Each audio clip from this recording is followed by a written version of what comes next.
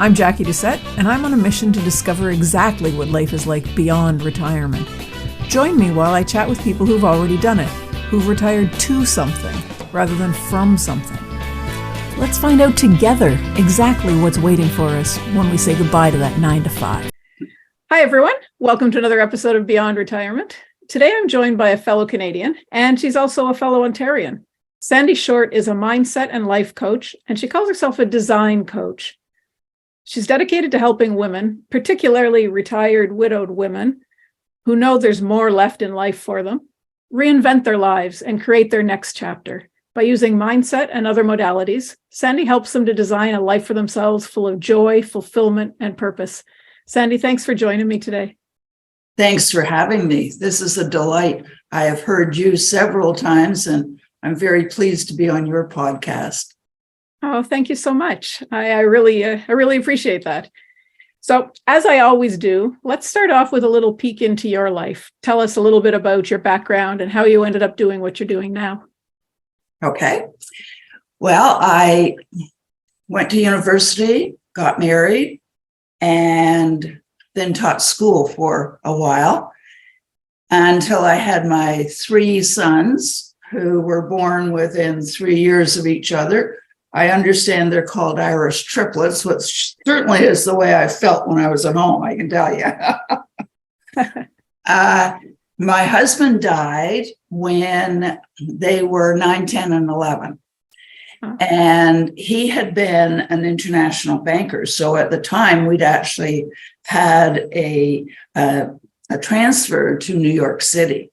So we lived north of New York City, but so I had to pack up the house, pack up the kids, and come back to Canada. And that was a big job. Yeah. Citibank was wonderful to me and let me stay in the house. He died in December, so they let me stay in the house until the boys were out of school. Oh, wow. So I got a new house, I got organized, and I needed help. I went to grief counseling, and it was the first time that I had been exposed to self-help and any self-help books. I knew nothing about it, but I gobbled it up. I was like a sponge. I couldn't get enough in there. And one of my friends was a therapist, and she said, if you like this much, there's a school in Toronto, Transformational Arts College, that you could go to. So I did. And about 2 months after I entered, they decided that they would teach people how to be therapists. And so I became a psychotherapist. I taught in their program. Every new psychotherapist, before they were able to, here we go, graduate. So anyways, before they were able to graduate, had to have 150 hours of psychotherapy. So I had a built-in clientele, and I just loved it. I decided at one point that I would retire, and that lasted for a little while.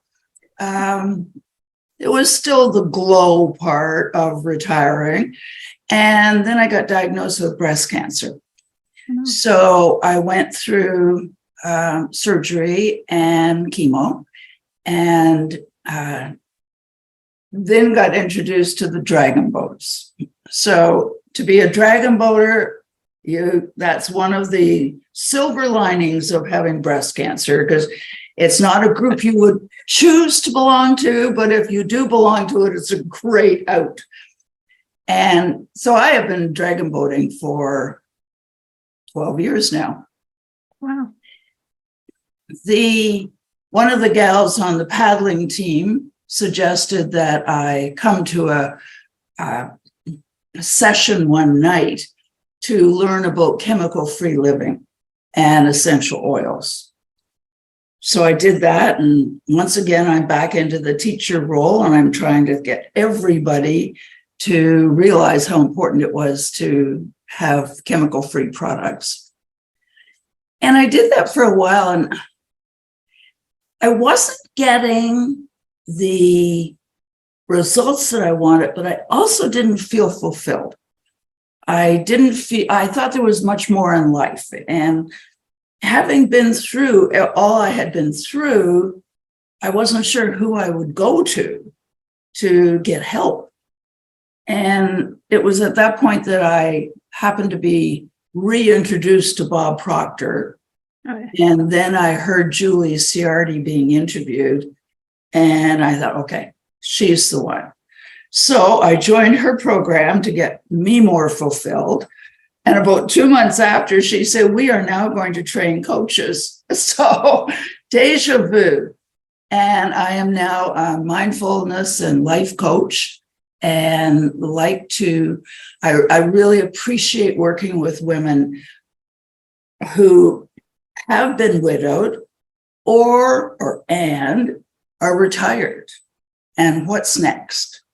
And so help them to design a life for themselves that they love, that's full of joy, fulfillment, and purpose, and one that they design themselves. So that's where I'm at. That's beautiful. I really like the way that you've kind of gone through all of the things that you want to be, or that you've ended up being, by wanting to learn about them first. I think that's the best way to be whatever you want to be, is by having the experience of having it taught to you or done to you first. I realize that's pretty normal. You learn something before you teach it, but I think in your case it's a little bit different. It was more a searching for something, and each part of the journey took you a little bit deeper until you finally came to the spot where you're meant to be. And I think that journey is going to help you a lot with the people that you help. Yes, it was a yearning to learn something more. When I was before I went into Julie's program, and I wasn't getting the results from the network marketing, everybody said it's an inside job. And I'm going, okay, I know that, but I'm not sure what you mean by it. You know, the words were there, but I really didn't know what they meant. And it was that was one of the big things that I wanted to find out. What is this inside job thing? And what can I do to make it the way I want to? Yeah. And it has turned out to be mindfulness, changing that old paradigms, those old paradigms that are in there. And so I am very changed from having worked with Julie and mindfulness. And one thing she says is that to ignite your soul. And I really think I've been ignited, and I want to ignite other people. Yeah, and I think it's wonderful that you've chosen to work with women who've experienced a big change in their life, either the retirement or being widowed, whatever it is. We're often the last ones that seem to realize that there's something that needs to be addressed in our own life. And I know this is a big generalization, but a lot of women never really spend any time asking themselves what they need, because they're always worrying so much about what everybody else needs. And then they get to a point where others don't need them so much anymore, and they're left with, well, now what? Mm-hmm. And, having someone to go to, someplace to start, that's a big boon, I think. Absolutely. That they've either done what their husbands have suggested or what their job has suggested. And I do offer a complimentary session to talk or to start with, which I'll talk about later. But the first real question that I ask these people who are going to work with me is, what do you want? What do you want? And so many women have never been given the opportunity to even explore what do they want. And that becomes a huge question. Yeah. And they don't know, when they get asked, quite often they'll say, what do you mean? What do I want? I don't know what I want. It's always been, I want in relation to what somebody else needs or wants, or it's so hard to turn it back on yourself. Oh, it is. It's a huge question. When my husband died, my big question was, who am I? Mm-hmm. I still had 3 kids, and they were 9, 10, and 11. So I was still the mom, but I was no longer the wife. Yeah. And who was I? And when I look back on that woman that I was back then, I'll need a telescope to take a look at her. Because I have developed so much more of who I am now. So when you start working with someone and you ask them, what do you want? How do you take them through figuring that out? Well, the first thing I do is I offer everybody, and particularly your listeners, a complimentary session. And in that complimentary coaching session, we do a My Best Life exercise. And it takes us through, it's kind of like a life audit. And, like auditing your books, but you're auditing you. Where are you in certain aspects of your life? Where do you want to be? And what's keeping you from being there? So that gap. And that gap is where we start to explore. And lots of times, if they're, like a 3 or a 4 in one aspect, what's a 10 look like is what they're looking for. Yeah. But they've never thought of it before. So there's a lot of contemplation that might go on in the first couple of weeks as to, what do I want?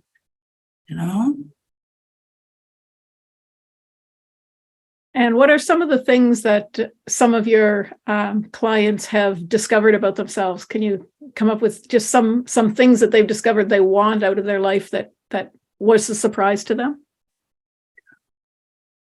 I don't know whether it was so much of a surprise, but I can think of a couple of them who wanted to be an entrepreneur. One wanted to set up a B&B.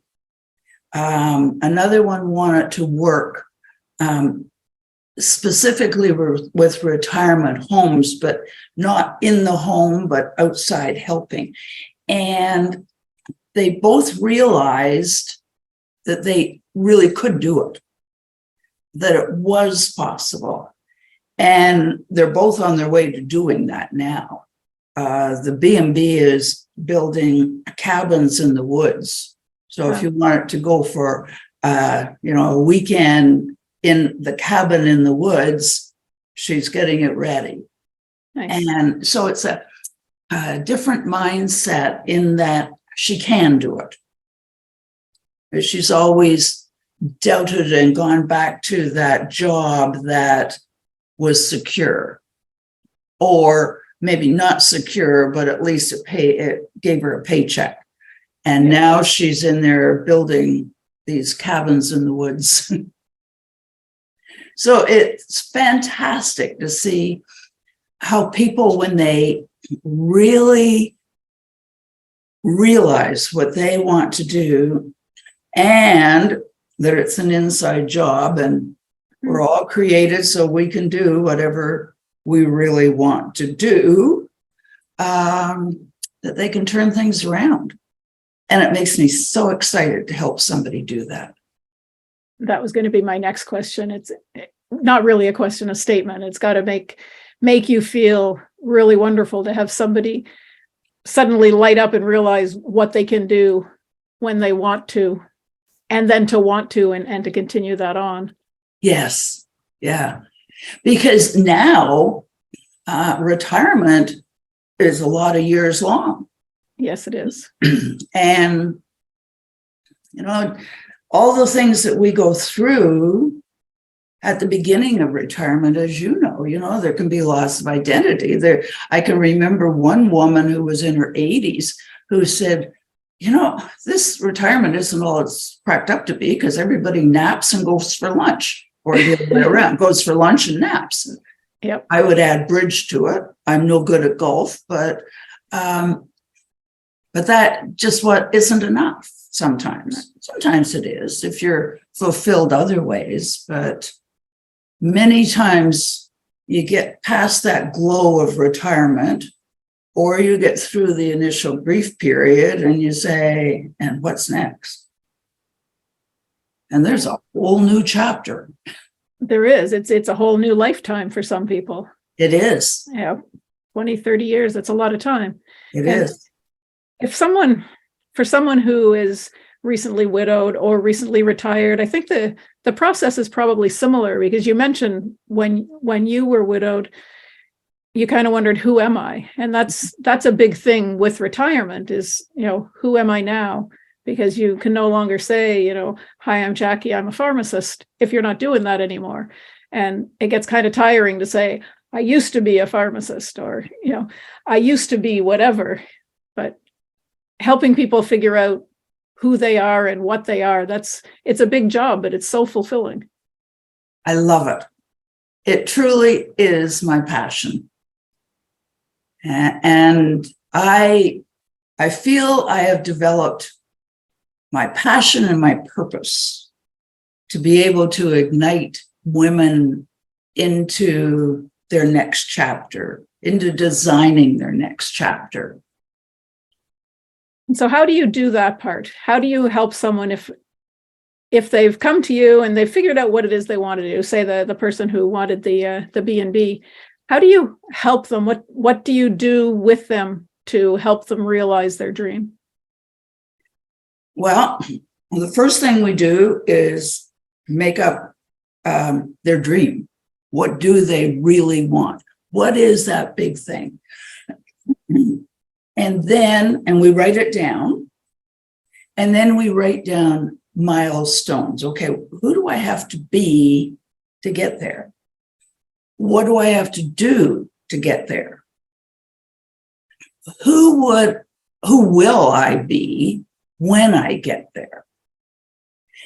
And so it's more the thoughts and the feelings that we change, rather than, what am I going to do now? The doing part is kind of the easiest part, because everybody knows, we know how to do, but boy, we're not very good at beings. And so it's that part that I help them with. I don't do anything but ask questions. It's up to them to decide, what do you want to do? Who do you want to be? How do you want to feel? What's this going to feel like? I often will get them to feel what it would be like in their mind when they get finished. And then let's go from there, bring her in the future into the now. And now, how do we do it? That's good. I like that, because it explains what you meant at the beginning about an inside job. It's all internal work. It's not, I need to get the carpenter and I need to get the electrician. It's, how do I get me to the stage of getting that electrician and getting that carpenter? It's, how do I work on me so that I believe that I can do that job? Absolutely. Yeah. Bob Proctor talked about everything going in as we were a baby. And it can be all the good stuff, but it can be all the negative stuff too. And he calls these paradigms. And these paradigms work perfectly for tying your shoes, because we don't need to learn how to tie our shoes any longer. But we also might have a paradigm in there that says, we don't do that. We don't go out. We don't ask. We don't, we're afraid to do that. Oh, we can't speak up. And that is as learned in our mind as tying our shoes. Yep. And those are the ones that we have to change. Yeah, the I can't speak up, I don't question authority, all of those things. Mm-hmm. Yes. Maybe they served you in school, but maybe not now. That's right. And it's interesting because in school, they teach you how to do things, but they don't teach you how to be. And to be that person that, like the Wright brothers, who can go out and say, hey, I can do that. I can make that fly. Yeah. The kids aren't taught that. We aren't taught that. And so a lot of that is part of the work as well. So it all boils down to self-confidence. Belief in yourself. Yeah. Belief that, inside of ourselves, we've got everything that we need to move forward. We've got a lot of paradigms that hold us back, though. Yes, we do. A lot of inner work. Yeah. And so to change those, and because paradigms or these old thinking habits become like the truth. I can't speak in front of people. Well, that becomes a truth in your mind. And, it's like trying to see the end of your nose. You can't see it. And so when you get a coach and she can ask questions, well, is that true? Is that really true that you can't do whatever you say you can't do? Let's take a look at that. Yeah. I think a coach makes all the difference. And so many people are hesitant to hire coaches, but it makes a big difference to how you look at yourself, how you look at the world, everything. Oh, it does. So with me having been a psychotherapist, so a psychotherapist goes back, and let's take a look at where you came from and why you are the way you are now. A coach goes from where you are now forward and says, you know what, we're not going to worry about that back stuff. We're just going to change things. Yeah. So with me, I kind of get a combination, because I know that I will see something and I'll say, okay, we got to go back in this one. So you're getting a 2-for-1 here. So but you met. I was just going to say, I love the idea of just moving forward.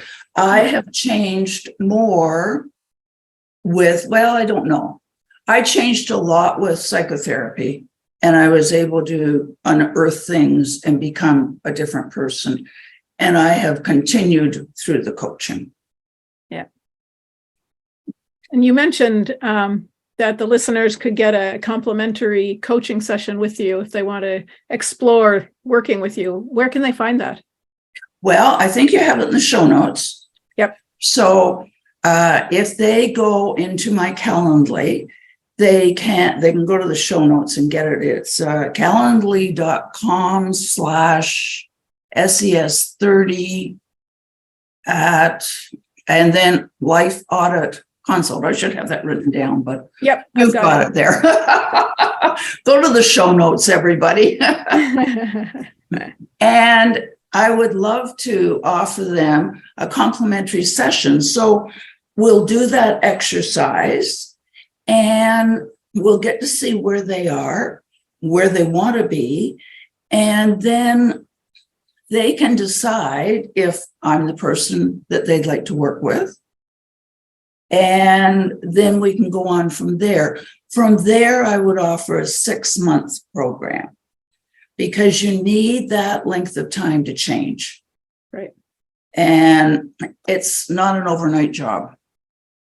So anybody that says it's an overnight job is taking your money. Yes. Yes, you're absolutely right. Because there's no such thing as us changing all of what needs to be changed inside our beliefs, our thoughts, our assumptions, our everything.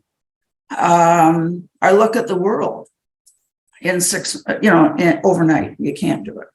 No. So on my account, when you go down to the show notes, you can make an appointment. And I look forward to talking to anyone who is interested in helping themselves to make a life that they want, one that they're really in love with, one they just really enjoy. It sounds wonderful. You also mentioned that, or you mentioned to me earlier that you have a Facebook group. Is that something that people can join? They sure can. It is At the Crossroads with Sandi Shortt. At the Crossroads in Life with Sandi Shortt. Okay. And the crossroads, I see the crossroads as like walking across the street. So we're on this side of the street. It's kind of gray. It's kind of the old. It's the old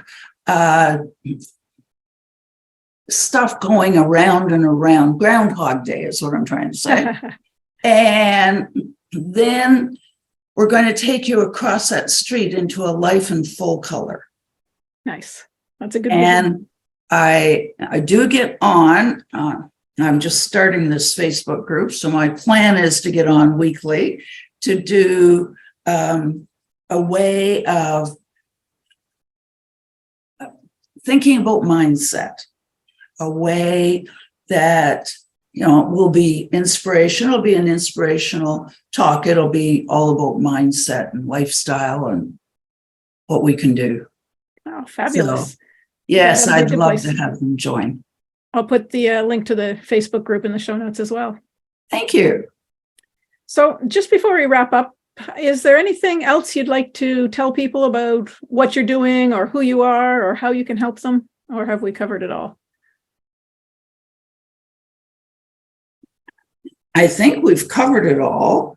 I look forward to working with these women. It really lights me up. And the one thing I think that's so important is leaving a legacy. And I was at a celebration of life just a little while ago, a couple of weeks ago, with a really very close friend. And they had people up talking. And I noticed when I came out that very little was said about his job. He had been a teacher. It was recognized. But everything, and he had been retired for 30 years. So there was a lot of time to grow a legacy. And everybody talked about who he had been during that retirement year, those retirement years, how he had influenced the grandkids, how he had helped in the community, how he had taught in the church, But I was really, when I stopped to think about it, I realized that very little was said about his actual job. And here was a room full of people who were celebrating his life, and it was mostly his retired life. No, that's good. That's the way it should be. Yeah, for sure. Well, it's wonderful. Thank you so much for being with me today, Sandi. I've really enjoyed chatting with you and learning a little bit about your business and what you do, how you help people. I think it's a great opportunity for people to learn a little bit more about themselves. Well, I really appreciate having the opportunity to talk about it because, they can't see me, but you can. And I'm quite animated about this job. I love it. And I really look forward to talking to the people who are listening and who would like to come on for a complimentary coaching session with me. Thanks so much. And I must say, you're doing retirement beautifully. Oh, thank you. I love seeing your posts and what you do during your retirement. You have certainly Working on it. found your next chapter. I think so. We'll see how it goes. And that's it for this episode of Beyond Retirement. Thank you so much for hanging out with me. I hope you enjoyed it. Are you ready to start rocking your retirement? Head on over to www.beyondretirement.ca/rocking it and sign up to plan out your own roadmap for retirement. Don't wait till it's too late.